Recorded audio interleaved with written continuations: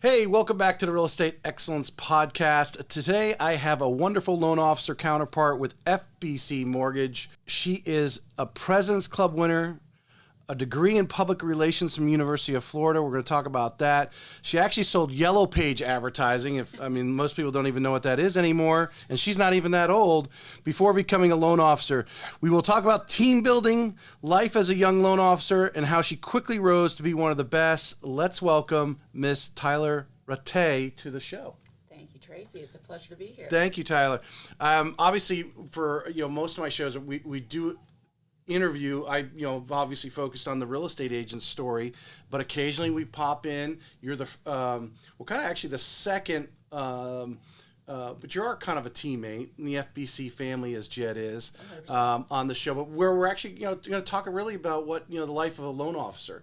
So to give a little more give some perspective out there, if there's agents that work for you, or maybe an agent that you're trying to win over to obviously do business with, to get a little bit to know about you, and we're going to talk about your team and how you structure it and lead it. So, okay, all right, let's start off a little bit though. Tyler, tell us a little about where you're from. Well, I am born in Boca Raton, Florida, South Florida. So started there, graduated, went to the University of Florida, where my dad went. I went as well. My brother graduated from there a couple years back. So definitely the Gator blood runs deep, that's for sure. That might have just got a lot of people to turn off. But a lot of people to stay on. Yep. So you have your degree, as I was reading on LinkedIn, public relations and business. Yep. Public relations was my major. I thought that I wanted to work for a PR firm, do marketing, that sort of thing. Obviously, I'm a mortgage loan officer, so there was a weird turn at some point. But yeah, as soon as I graduated from UF, so I had major in public relations, minor in business, and I went straight to Yellow Pages to work for Yellow Pages. I assume that wasn't a desired career; it was just a job at the time. What's funny? So yes and no. I was excited about it. It was the way that I came across it was labeled as YP Marketing Solutions. I'm like, oh, cool. What's that? So I go on and YP Yellow Pages. I'm like, okay, Yellow Pages. That's weird. But it's the first job that you see on there. It's like, oh, you can make up to $100,000. You learn sales. That sort of rah type of thing. Right. And honestly, it was the best first job I could have possibly gotten because it was, I'll be honest, by the end of it, I hated it. But it forced me out of my comfort zone every single day. Oh, I'm sure. And is fully the reason that I ended up with my current position, because really to get any business with Yellow Pages as a digital marketing and advertising salesperson, it's cold calling. Yes. It's calling random businesses every day, walking into random businesses and basically going, hi, what's your digital marketing and advertising sales plan, and how can I help you? Which is super weird. No one ever wanted to talk to me, really. Right. So today, it might be a little better, but obviously my immediate thought is obviously Google is just totally, pushed, Yellow Pages out. You're old enough to remember a phone book, but you probably weren't even in high school before they stopped dropping them off at your house. Yeah, I can't remember the last time that I actually saw a physical. Yeah, probably when I worked for Yellow Pages was the last time I saw an actual book. Yeah. I don't even know if they even.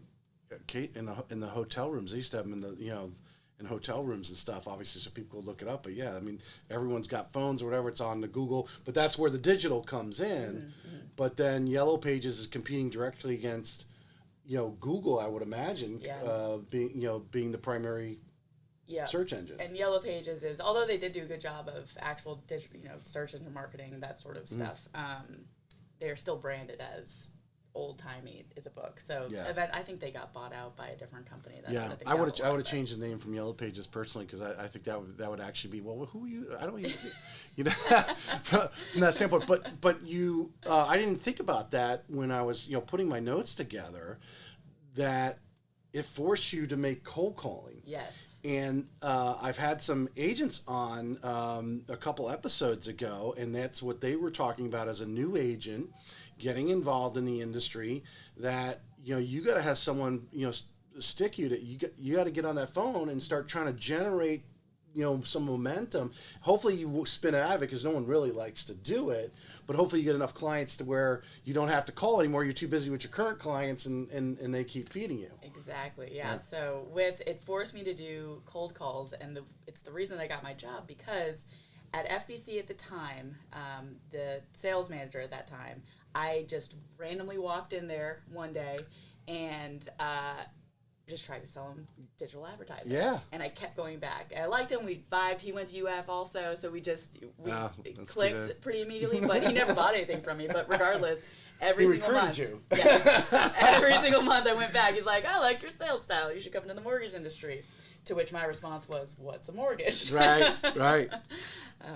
So that forced me, and eventually I ended up not liking my job at all. I'm like, "What's this mortgage industry thing you speak of?" And took off from there. That is very interesting, and obviously kudos to that manager. I mean, the fact that you were willing to walk in. Now, I always put out there, I have to market myself differently as a loan officer. Being a guy, one, being an older guy, two, and then being a bigger guy also, to me, puts another layer on top of it. Because for me to walk in the door, it can be somewhat intimidating sometimes. Like, okay, who you want, and then of course the defenses go up. Where you're more of a gentle touch, and you walk, they're going to open the door for you, and you're going to walk in. And obviously, the manager that recruited you was very smart to realize, because we could teach someone how to write loans. I mean, you get better and better as everyone you write, but just like they taught you the Yellow Pages advertising. But getting someone to knock on doors, I mean, that's another, and then obviously make the calls. That is huge, especially get your career growing and then your team. Yep, exactly. So shout out Brian Royal. Ryan, okay. All right, he was smart enough to recruit you in. Funny enough, once I joined FBC, there was about 2.5 months of training. I had to take the test and all that. 1 week after I passed the test and was in, he ended up leaving to go to a different job, which is when our good friend Lee Utley took over. And, so that was... Interesting. Okay, so we got some stories, some background there on how that evolved. And you, so today you are out at Jack's Beach office. Whereabouts is that located? So we're basically right across the street from Taco Lou, Adventure Landing over in Jack's Beach. Yeah. Just east Freedom of the Boat bridge. Club is right down there at the beach. Yeah, okay, so you're right by the marina there. Okay. Yes. So you're in your new position. The manager that recruited you, you probably had envisioned like mentoring you a little bit, is gone. Okay. I'm glad that I was young and naive and just ready to go at the time, because now if that would have happened, I would have kind of freaked out a little bit. Well, management change oftentimes causes, people, should I stay or should I go? Type thing. One thing I've learned in 30 years and 51 years old is sometimes you just got to stay in line and that's what I did. Let it pass. I just went to my desk and how can I help? And eventually it turned into what it is today. Tracy, you'll enjoy this. Originally, before Brian, who had hired me, had left, Lee was working in the office, current mentor, prior boss, all that good stuff. And Brian actually didn't have I learned this way after the fact. Brian didn't actually have a place for me. He just thought that I would do well. Like, I'm going to hire her. But he already had a loan coordinator. He didn't really have a place for me. He's like, Lee, you could use a loan coordinator. He's like, no, I don't need one. I don't want a loan coordinator. So real blessing in disguise that Brian ended up leaving, because Lee then did need me as a loan coordinator. Right. Brian was gone. Right. So, yeah, that's funny. But there's no doubt in any business when you and obviously they had the ability, when you find potential talent, you got to grab it, and that's what they saw. Obviously, right? So tell us. So you don't know anything about a mortgage at this time. You're what, 24, 25? 24. Yeah, 24. Obviously, never owned a home before.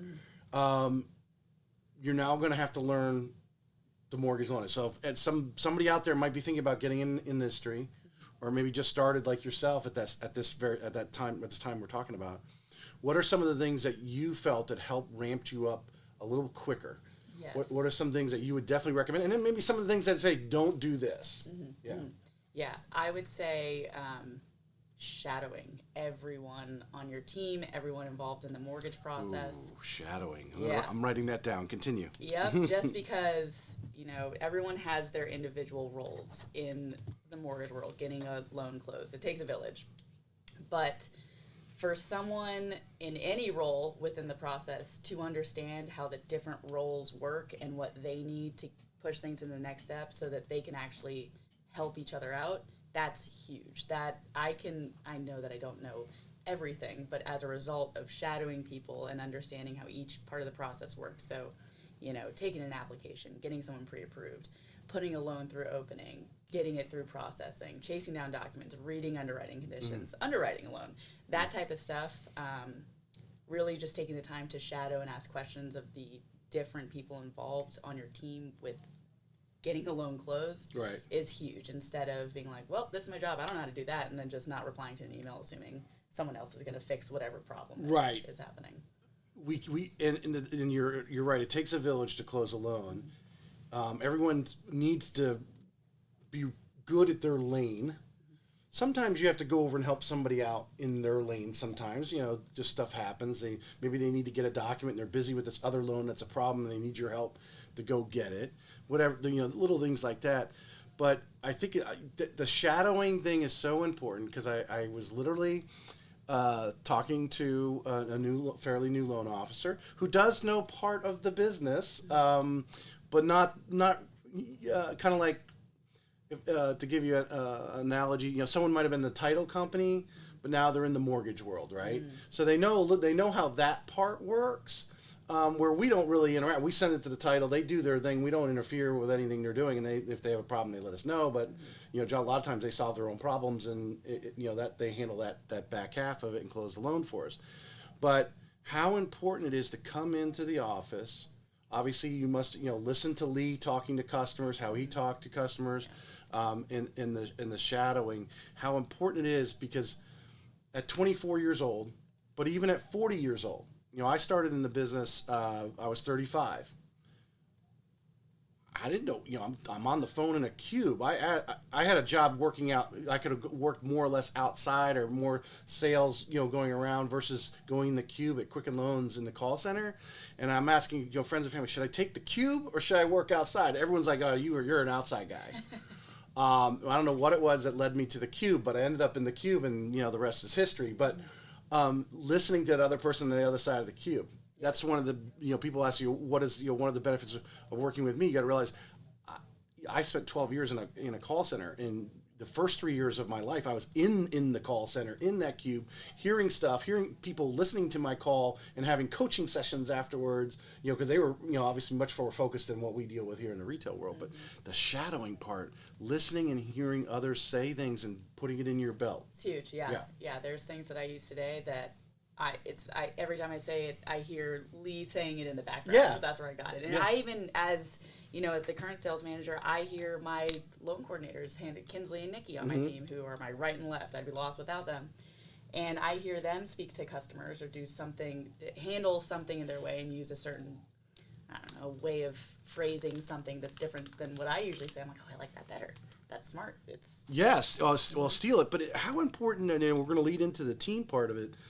But I can't remember who I was talking to. It was just yesterday we were talking about it. It was a thought that I had. How important it is for everyone on the team to use similar phrases, to use handle a similar situation in a similar way, to give the borrower, in our case, a little more confidence in what we're doing. Yeah, uniform. Because they're hearing the same thing from different people. It makes them feel, okay, well, that's versus, like you said, not replying to the email because that's somebody else needs to do a thing, where you got your own thing, and then your loan assistant's got something else they're saying about the same.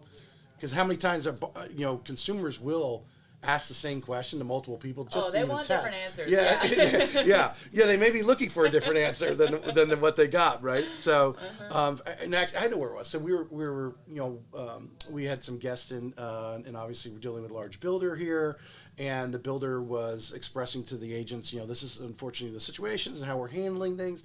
I want to hear that, so when they're complaining, I can say the same thing that the builder's telling them even though we're not sitting in the same room, but I know what they said, and I'm going to repeat what they said so that consumer is hearing the same thing. Yes, we all know what we're talking about. Yeah, well, at least sounds like it anyway. Yeah, right? Exactly. It just needs to sound like it. Save the confidence. They'll believe you.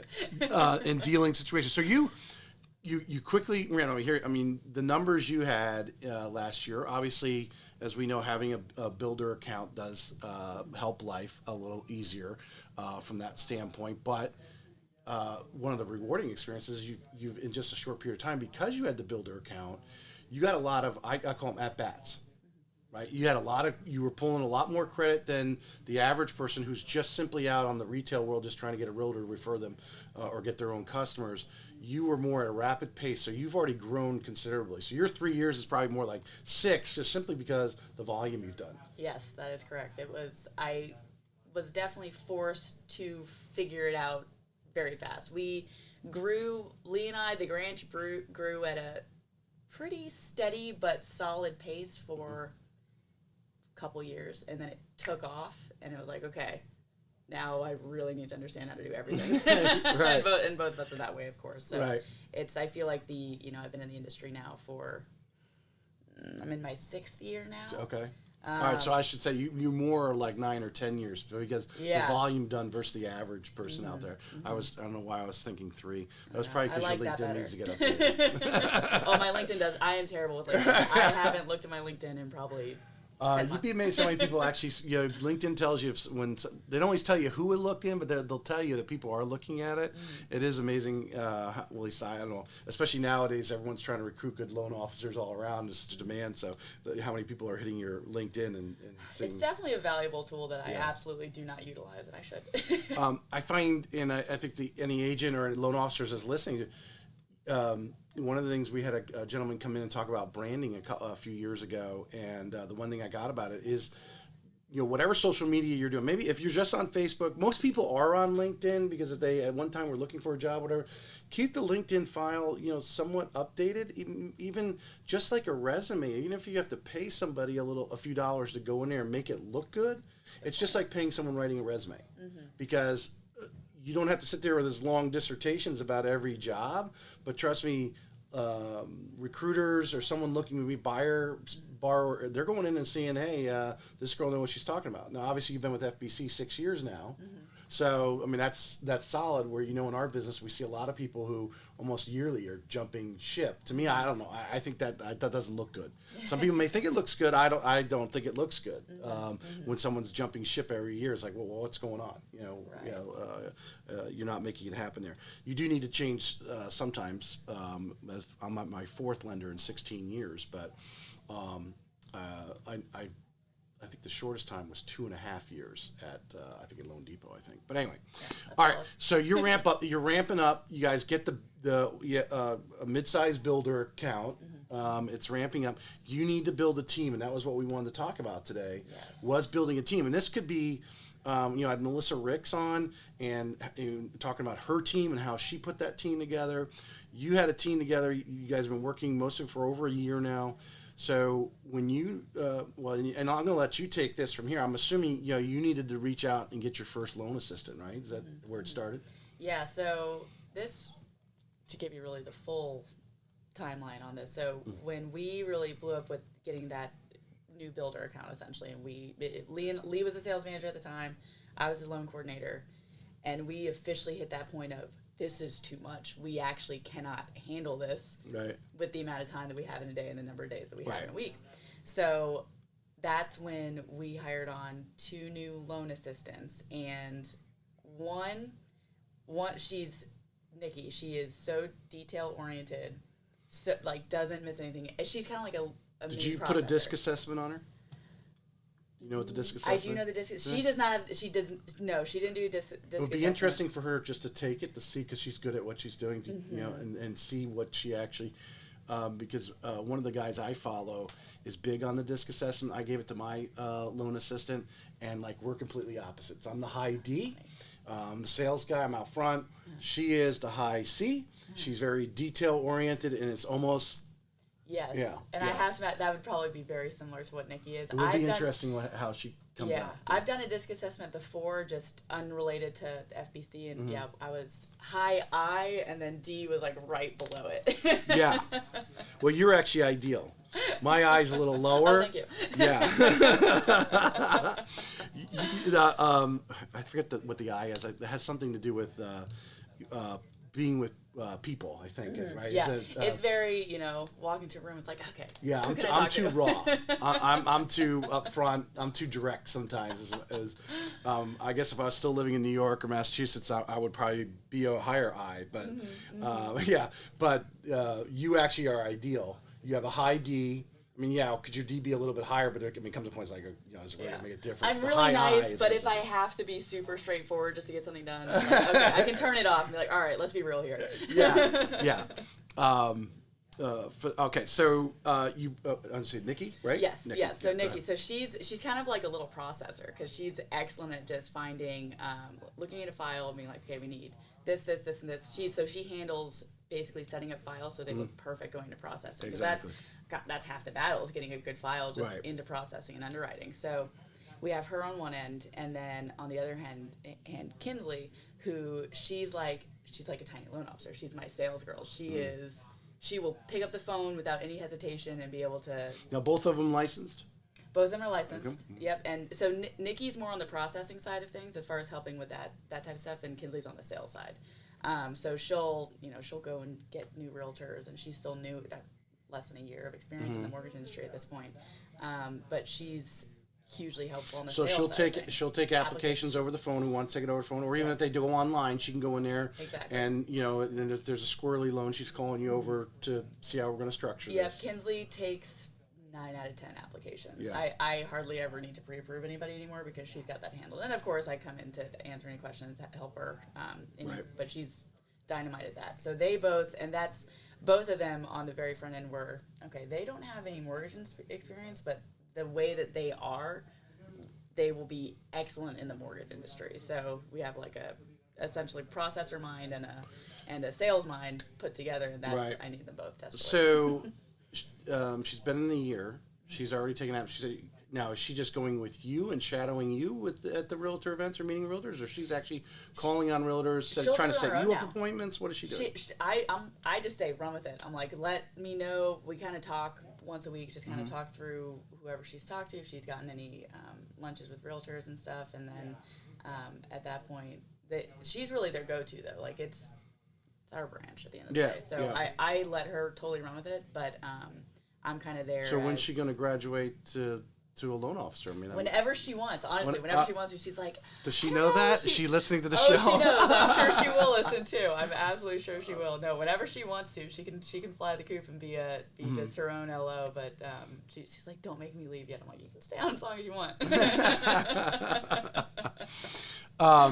So I think one of the challenges that we know our real estate friends have this challenge. It also is a challenge I see right here in our office, and working with the builder in the large volume, just to bring in that person, and you got to me, I call it treating them like an adult. They want responsibility. Most people do. They want to aspire to do better. They want to do more and be a part of the team. So some of our real estate friends, some of our loan officer friends are like, that's my file. Oh my God, that's my baby. I got to carry it all the way through to the end. How do you break them of there? How did you break yourself of that and show that a loan assistant really needs to do a lot of those tasks that they're probably even better at?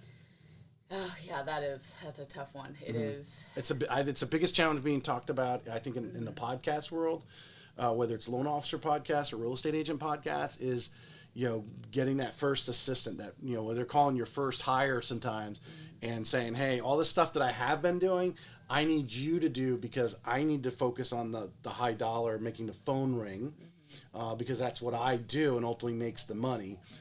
You just, you need to be my person that's going to take it home. Yeah, I would say I've eased up a lot more, I'd say, over the last few months because it kind of got to a point where I wasn't delegating as much. I'm not used to delegating. I got this role very suddenly, and I had never had any management experience before. I was always used to just being, and I mean, I still am in the trenches, but I was used to knowing everything about every file and having full control over it, really. Right. And now I'm like, there's too many. I can't. Yeah. It is not helpful for me to be in all these files. It's not productive. Exactly. Exactly. Yeah. It's not productive. So how I eased myself into that, and now I am a lot better, but the way that I eased myself into it, it was not actually letting go of control, but letting them think that I've totally let go of control, and basically saying, okay, here are the issues with this file. It's closing in 2 weeks. If it's not going to close, you have to make that call to the buyer and let them down. Mm-hmm. Which, honestly, I don't think I ever would have let her do that if that actually happened. Right. But that makes them, it kicks them, and it makes them learn a lot more when they don't think that they have me as a crutch, when in reality I'm like kind of in the back making sure it's going to be fine. And this can be related to a lot of different things. You can get overwhelmed, and obviously no one wants to make that call. Some of us will pull the trigger faster than others. Others will procrastinate on it. But it's easier to procrastinate on it when you have so many other files. Oh, I'm just busy. I'll get to that later, because you don't really want to do it, and it gets put off and put off. In my vision, you have to find in business, and I think in our worlds, especially with the builder accounts and so forth, and demand here, we need to keep enough operation staff on. It'd be one thing if it was getting skinny and we had to cut operation staff to where we did need to pick up more on the front end because there's just not enough originations coming in. So you just got to like shuffle as our cycle of our economy goes until it comes back again, and you hire, right? But you have to come to a point in business where you have to have the right people on there. The realtors want communication. Mm-hmm. I mean, that's their number one thing. It's huge. Close on time and communication, right? It's in the top 3. I mean, I think it's number 2. It is actually number 2. Carl White will tell you it's obviously close on time, number 1, communication, and the third one is actually follow up on their the people they've pre-qualified with you who haven't found a house yet. Mm-hmm. Qualified and looking, I think is how he terms that phrase. Yes. And number 2 is communication. So if your number 1 customer is real estate agents and they're closing on time, well, that's your business. So there's no questions about that, right? You have to have the staff on to close on time. Unspoken right? rule, obviously, close on time. So you're going to have the operation staff. If your number 2 thing that they want, not number 10 buying Zillow leads, that's not even the top 10. Number 2 is communication. Why would you not have the staff on, whether to give you the time or they have the time to just make those calls? And sometimes it's just saying, hey, just want to let you know, haven't got the appraisal back yet, but it is ordered. It's scheduled for this day. I'm just waiting for that. My processor's just gathering some basic documents to finish. It's just, normally, unfortunately, what we gear up, and part of this is part on management, is they're afraid to put the person in play to give the great customer service because they don't know what the payoff is on the end. Even though, no, great customer service and your lender is what they feel is going to gather that next client or gather that next realtor. They're going to look at your ratings, right? Well, the way to get good ratings is insert someone in there to make sure the customer service is being done, or give you the time to do that kind of frilly customer service you want to add that extra phone call into the process. Yeah. You follow me what I'm saying? Absolutely, yeah. The importance of just making calls once a week to, even if it's just loans closing within 30, 45 days, whatever it may be. Just the no news is good. Like, hey, no news is good news. I don't have anything new for you, but everything still looks good. Yes. Everything's on track. Right. And that just takes people the extra mile as far as customers. Especially when, and I'm sure you're dealing with a lot of agents. Maybe you've done only 1 or 2 transactions with them. So they're still like, okay, they did that last one. But the more you're touching them, the more they're comfortable. Because a lot of them are just getting started. Your bigger agents, you probably, that are doing 25, 30 transactions a year.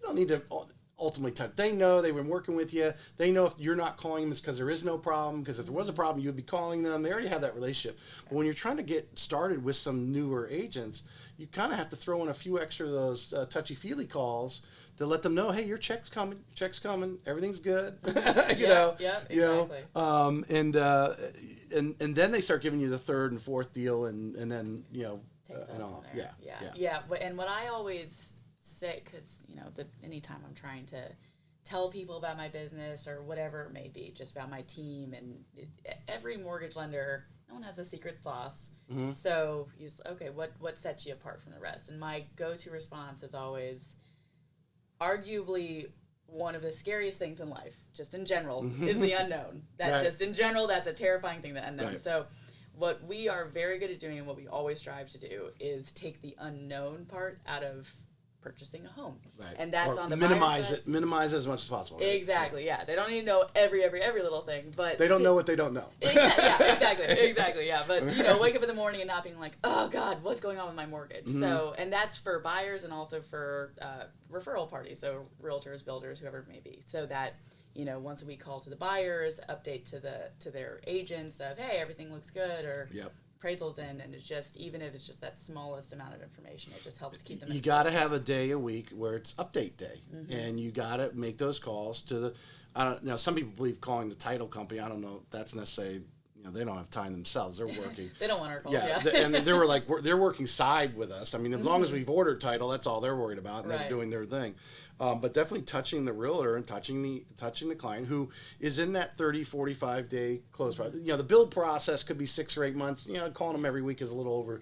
Could do it, but definitely someone's like in those last 30, 40 days, and now we're grinding. They want to know, hey, because you get emails, I'm sure, all the time. Is there anything else you need from me? Exactly. Because they're excited about their home. They're excited about their home. Yeah, they're excited about their home, and then also that's more things to clog up the inbox that they may not think that I'm doing a good job of doing my job because I'm not replying to their emails super fast, but that would totally be avoided with that once a week update call. And they know and after the second week they know, Tyler does our update calls on Tuesday. I'll get a call from her on Tuesday. Right. And heard from her. And actually you kind of set that if you have the team in place and not sitting there running around or chicken head cut off, putting off fires all the time, which I think 99% of the loan officers in the world are doing, if they have their schedule set, hey, that the client knows on Tuesday they're going to get an update call. If it's something bad, you might get it sooner. If it's just, hey, I'm just calling you today, let you know we're still waiting there. This is what's going on. Processors, working on your loan, but we got a few weeks to go. If they know you're calling every Tuesday, they're not going to email. They have no reason to email you.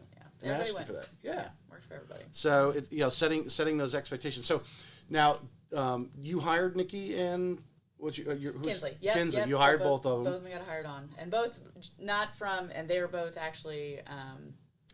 Another loan officer who works under my branch, he knew Nikki somewhat personally, and then also Kinsley was a friend of a buyer of his, and that friend said she actually did work for a mortgage company for a month that she didn't feel like she was really learning as quickly, or didn't really have anybody to go to or the opportunity that was there. Right? Yep. And she was talking to her friend about it, and she goes, oh, you know what, I just I just bought a place, and my loan officer was great. You should give him a call. Right. And lo and behold, here we are. So they're there. You interviewed them both.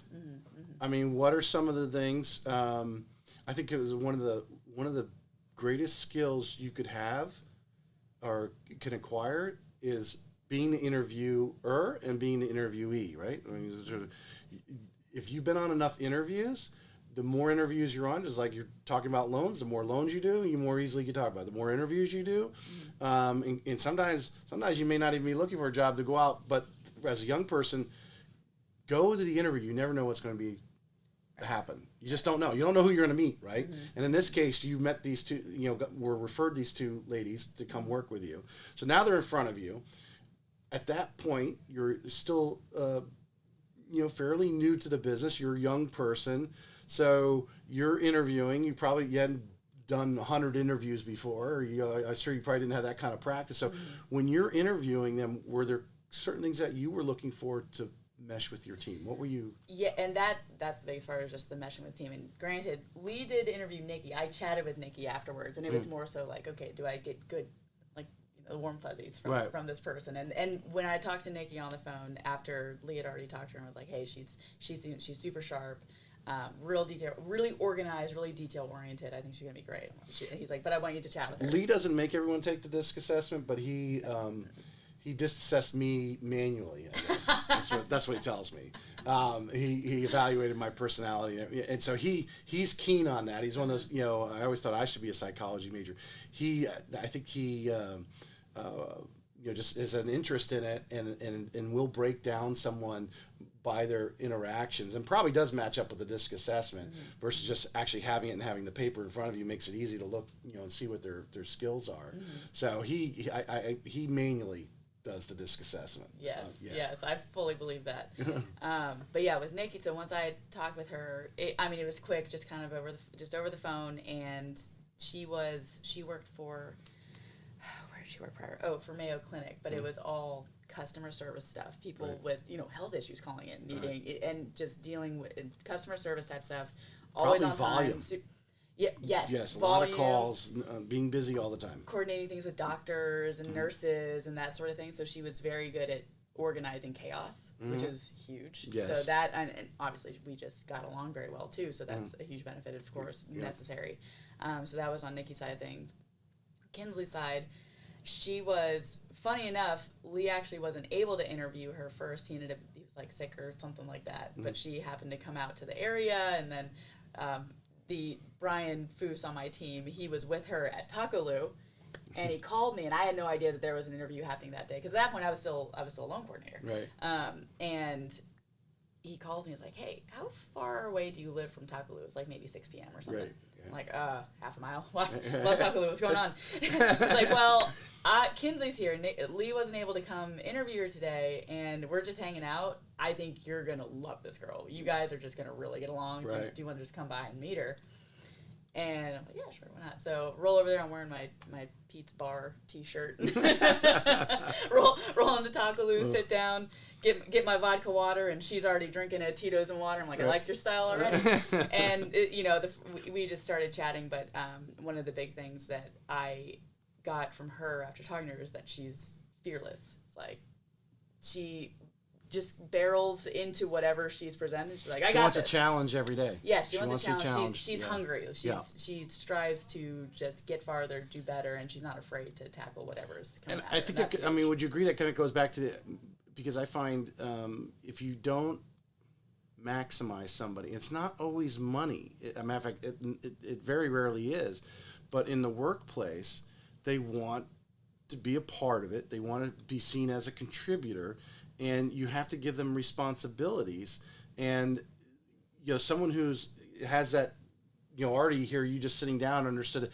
She's willing to conquer anything. Like, God, I don't really want to call this customer. Will you call this customer, because I'm about ready to go off, and you have a better temperament right now. I use that a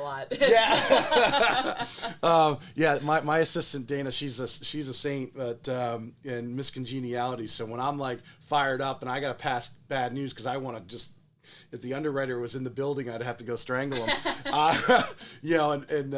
And handle that call. Generally, she's in a better state of mind than I am. Exactly. To make that call, but they're willing to take it on, and they're willing to, which allows you to do what you need to do, and it all comes back. You and I need to make the phone ring. That's our job. Yes. So this morning I put together. Mortgage Market Animals calls the Acts of Freedom, and I was breaking down my focus on what I'm doing, and then putting a second loan assistant on versus what my current loan assistant's doing, and then obviously the processor, what they're doing, which they more hey, this is what they're doing, but there's so many things in between that are in the gray that people don't realize are going on or need to go on, like we were just heard, the update call. Every Tuesday or Thursday, whatever day you're doing it, you're calling, if you got 10, 15, 20 loans in process and they're closing and, they're active, appraisals are out or going on, you need to make those, 15, 20, 40 phone calls to touch on them, or at least send, sometimes the realtor, you just, sometimes just a text will work. Right. But it knows you thought of them, you looked at the file, this is where it's at. Oh, okay, great, I'm going on my day. That's all they need, and you have to implement that in, but you have to have those people that are willing to do the tough and not turn back to you and say, oh, here's a problem, back to you. Right. When they can really solve it. Give them that ability and that authority to do that. Yes, that confidence in them to like, yep, you got this. Let me know if you need help, but do it. well, there's some people. I think one of the biggest failures in our business, is everyone's trying to hire. Well, I'm going to start this person, this newbie.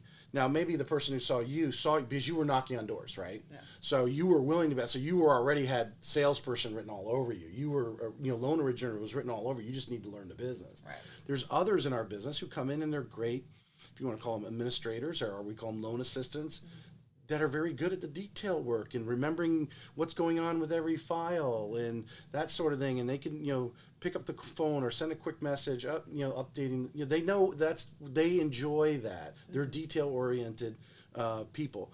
I'm at 30,000 feet or more. You're probably a little bit lower glider than I am because you have the eye more than I do, but that's where we sail.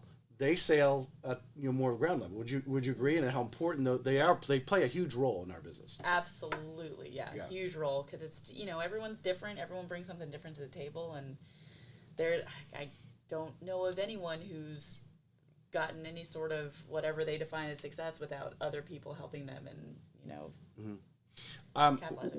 there was terminology, and I'm sure Quicken Loans still uses this today, and they called it fill the pipe. And what basically would happen, they were so in touch with the process and how many loans they had in process and where the status was and the priority report and where everything was going and how because obviously they were doing a lot more refinances than we do too, as well. But they were grabbing, they grabbed a good part of the purchase business while I was even still with them. And they would call it fill the pipe because they had the whole system mapped out and what each person could handle and so forth, at least within reason, that sometimes on the front end, they'd be like, dude, we need to write more loans. Our operations team is so far ahead of game and we're closing so many loans. We need to put more loans in the pipe because they need to have a full day to work. Right. And they don't want to lay people off. So maybe they, like any business, they drop the price. Or be a little more aggressive on, our big thing. I remember the bigger the loan, the more aggressive we could get. I mean, they would get crazy aggressive. They got somebody on the phone, had a $400,000 or $500,000 loan. Yeah, man, they're going after it, right? Type thing. So they took what mortgage lending and obviously put it on steroids, brought a lot of technology in. You and I don't have as much technology because we're more relationship builders, right? Yes. How important is it that when you go out and talk to a realtor, to know that you have those two team players back there that have your back? Yeah, no, that is huge, and that's why anytime I am working with a new realtor, I mean, just any current filters, realtors, whoever that I am working with, I bring the team. We all go out together because any new referral party, those are also new teammates essentially. Right. So.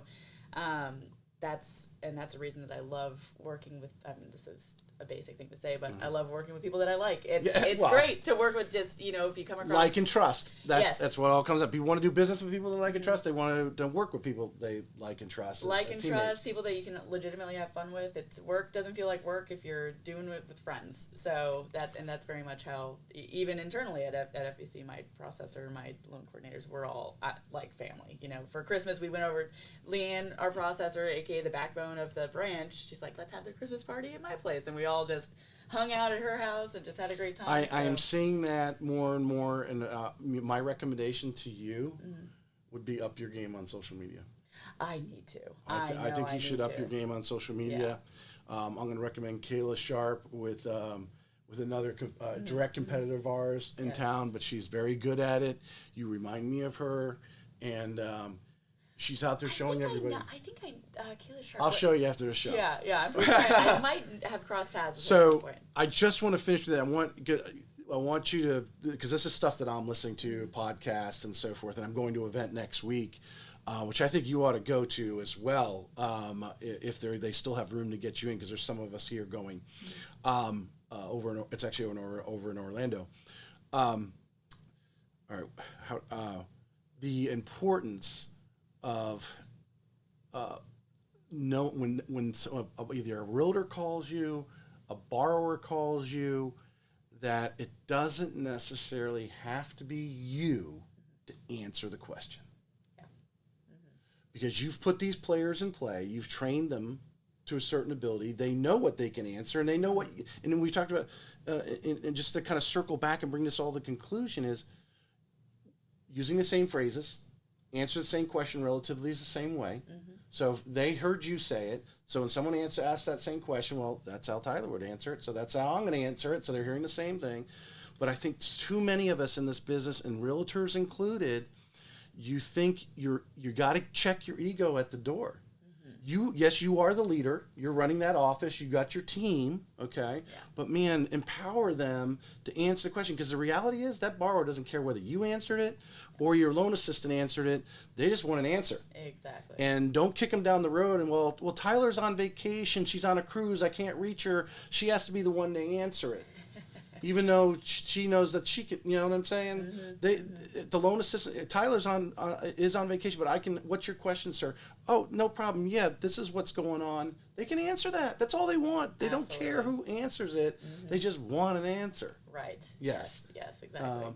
And release that ego at the door that you have to be that person that answers the phone. Mm-hmm. Yeah, and that is another huge thing. Is because I feel weird. Because they'll be like, oh, my boss. I'm like, I'm not your boss. Don't call me your boss. It's so weird. Because at the end of the day, I work for them. Like, what do they need to become the best version of, I'm trying to make myself better every day, but I also want them. Role. Yeah, exactly. I want to provide them what they need to grow. And that's a perfect example of, being able to pick up the phone and confidently answer a question. Or if they don't know, I'll be like, oh, I don't know, but I know who to ask. Yes. So let me get back to you. And empower them to reach out to other people in our company to get those answers. Because there's some of these one-off loans, or maybe they're doing a renovation loan. We don't do those every single day. They're one-off loans that we do occasionally, and we have experts that really are really good at it. Yeah. And then but we rely on them. Hold on, let me get you. I always say, this is what my phrase is, let me find someone who's smarter than me. Because everyone actually appreciates that. Let me find someone that's smarter than me to actually give you the right answer, because I'm not going to make one up for you. Because I think a lot of people would just make up an answer and just push off the next day. Mm-hmm. I think they really appreciate it. Let me find someone who's smarter than me, and I'm going to give you the right answer. Yeah. Or the most accurate answer that we can find. So. Yeah, no, that brings it back into just shadowing people in your company, your teammates, just people involved in the process, the village that it takes to get a loan done. Yeah. And not to be afraid of your coworkers. I like the way, and I started doing that with Dana too on occasion, bringing her with me to lunch, because I want her to build the relationship. Because actually, like I said, she's a better communicator than I am. So I really, I'm out there. Call me if you need me, but don't be afraid to call Dana, especially if you want to know where's the loan out in the process. Well, she's the one you should call, because she knows where it is. She's watching those. The technology every day in our pipeline, and what needs to do what at certain times and that sort of thing. So having them give that number, but that's so powerful. So want to wrap it up here. We went about 40, almost 48 minutes now. We have a question. Oh, have a question. Okay. This is from Carrie. She says, "Hi Tyler, knowing where you both started and how far you both come, what do you each attribute to your current successes? The top three, if you can." Oh my gosh! First of all, love Carrie, miss her. Great salesperson, my God. The top three. So, repeat the question one more time, please. Is she asking me too, or just Tyler? Both of you. Both of me. Let's go. What do you attribute to your current successes the most? Okay. I would say. Oh my gosh! Yeah, I'm definitely shadowing, getting out of my own head of this is my job and I'm going to do just my job, but asking questions, being curious about what other people do when it comes to getting a loan from start to finish. Mm-hmm. So that's one. Be curious. Building relationships with your teammates that are handling different things through the process, whether it's the title company all the way back to you. Yeah. Recognize that everyone is critical. If one piece falls out, everything falls apart. So just creating those relationships internally with your team, that's huge. And then letting go. That's honestly just letting things go and letting. There are smart people out there that can do it, not just you. Yeah, exactly. Just let it go. You're not going to grow if you just stay exactly the way you are. Just learn from other people and just let it go sometimes. My answer to that question is kind of like the number one thing we've heard on almost every successful realtor that we've interviewed on the show. And the term education is a broad thing. Whether it's personal development, you're listening to podcasts every day, you're understanding, you're hearing what other people are doing, or in your case, you were just doing it in a micro, or I'm talking macro if I'm doing it right. You're micro within your thing, that's great knowledge there. Also from a macro, from the standpoint, listening to what other people are doing in other places, listening to the podcast, listening to the positive energy and so forth. This business will get you down like any sales business. And as Sylvester Stallone says, it's not how hard you can punch, but how hard you can get punched and still get up. Yes. And there'll be down times in our industry. There'll be up times in our industry. Days that you worked till 7 o'clock last night and I didn't get home, and I was in here at 6 a.m. this morning. So there's just those days, and you've got to have those positive things that you're reading, hearing, whatever your way of absorbing those things, and get the negativity out of your life.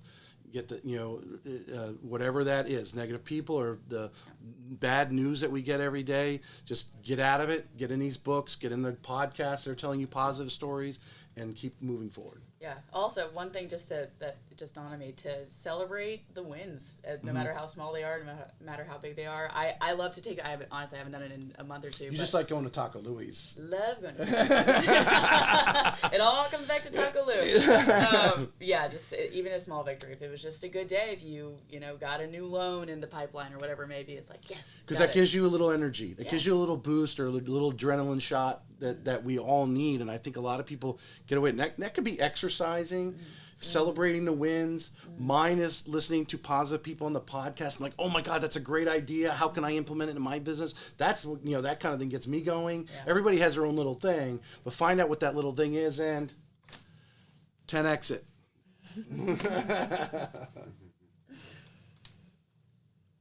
Any more? Good? All right, last question. Is it more important who you know or what you know? Who you know.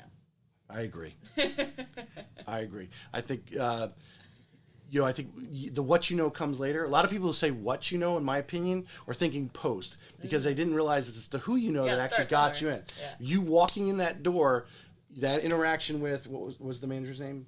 Brian. Mm-hmm. That interaction with Brian connected you, and now look, where you're at now. It put you on a whole nother trajectory. You didn't even know what a mortgage was, but you walked in that door and someone knew you, how little it was, but said, this girl has potential. She actually literally is knocking on doors. Anyone who knocks on doors has great potential. Okay.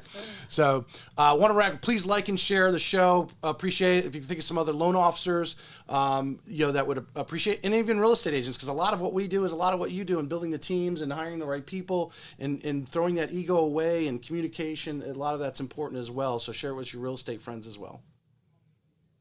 Thank you for coming on. Of course. Thank you, Tracy. This was awesome.